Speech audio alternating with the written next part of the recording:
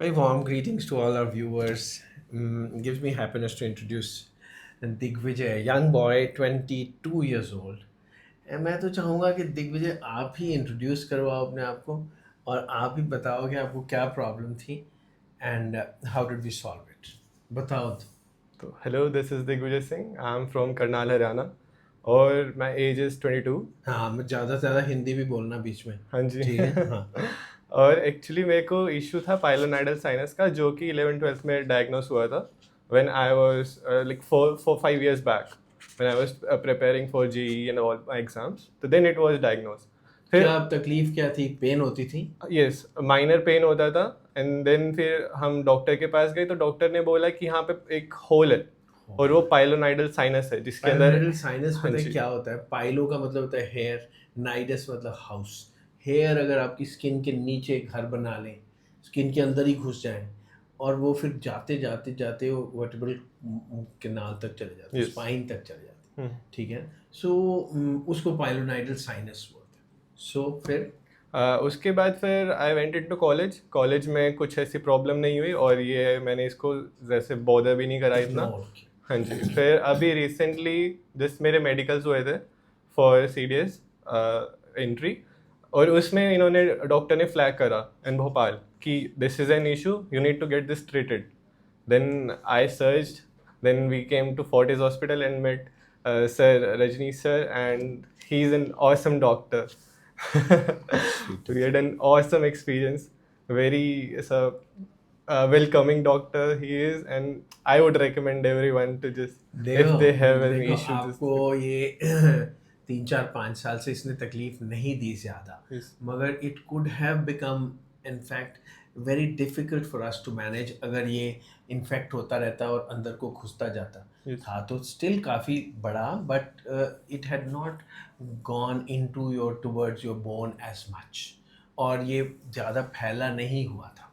मगर फिर भी वो पायलोनेफ्राइटिस बहुत कॉमन तो नहीं है, मगर मैं बहुत कॉमनली करता हूँ because people seek me out and come over to me, yes, because it requires a specialised procedure. Specialise को कोई कहेगा लेज़र से, तो नहीं, लेज़र से नहीं ठीक होता।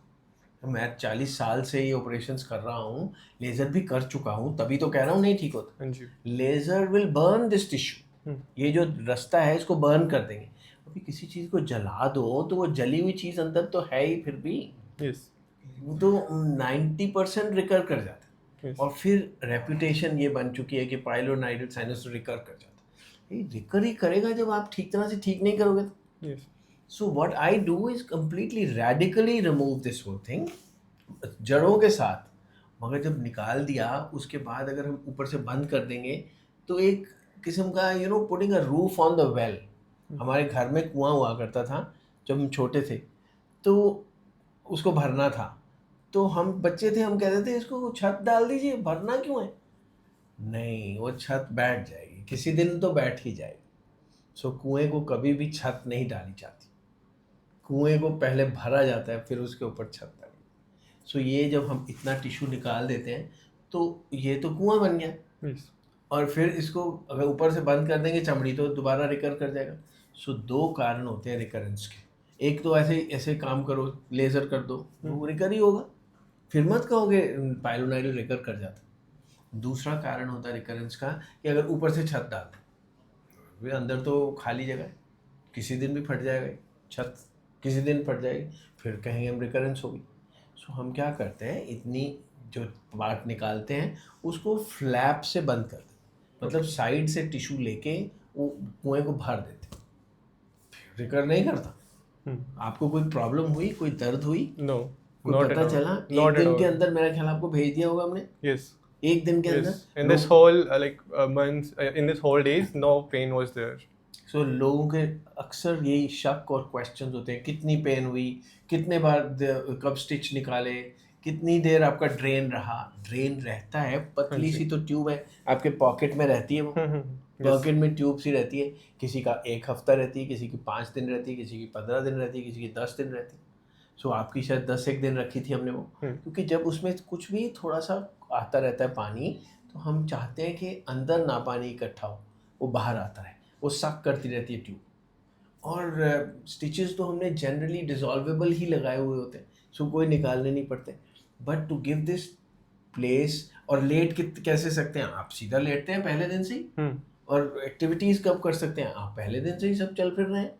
यस, आप कार भी चला सकते हैं, और क्या करना होता है, आप अपने सारी पढ़ाई कर सकते हैं, बैठ सकते हैं, चल फिर सकते हैं। So you been doing everything. Yes, हमने कुछ पट्टी रखी आपकी कुछ दिन के लिए ताकि वो जगह को आराम मिल जाए, मगर in less than a month वो पट्टी वट्टी भी निकल चुकी है, और now everything is fine. Yes.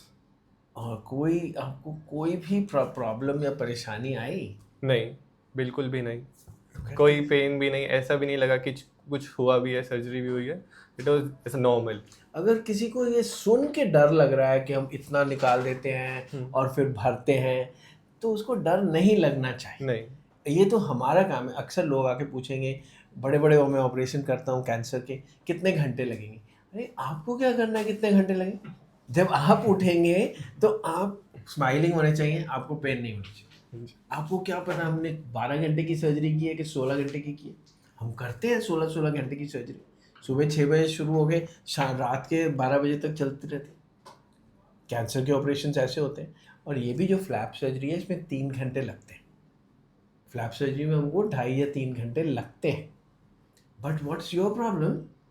आप जब उठते हैं तो आपको नहीं पता कि 3 घंटे लगे थे। नहीं। आपको लगता है कि मैं 5 मिनट पहले मेरे को बेहोशी दी गई थी, अभी मेरा ऑपरेशन हो गया है। हाँ जी, हो गया। Isn't it? Yes. आपको तो कोई पेन ही नहीं। नहीं हो रही होती। किसी को लगता है कि अभी अभी बेहोशी का असर होगा इसलिए पेन नहीं हो रही, अगले दिन भी नहीं हो रही पेन। नहीं। तो फिर सो आई एम वेरी हैप्पी, जो लोग सुनेंगे उनको कॉन्फिडेंस मिलेगा कि कोई तकलीफ नहीं आती। And this is the flap surgery is the standard operation all over the world. But ठीक है, उसकी टेक्निक्स ऐसी हैं कि कुछ स्पेशलाइज सर्जन्स ही करते हैं, सो सभी सर्जन्स नहीं करते। सभी सर्जन्स कोई कोई लेज़र कर देता है, कभी कोई निकाल के फिर बंद कर देता है, तो फिर वो रिकरेंस के चांसेस बढ़ जाते हैं। Yes.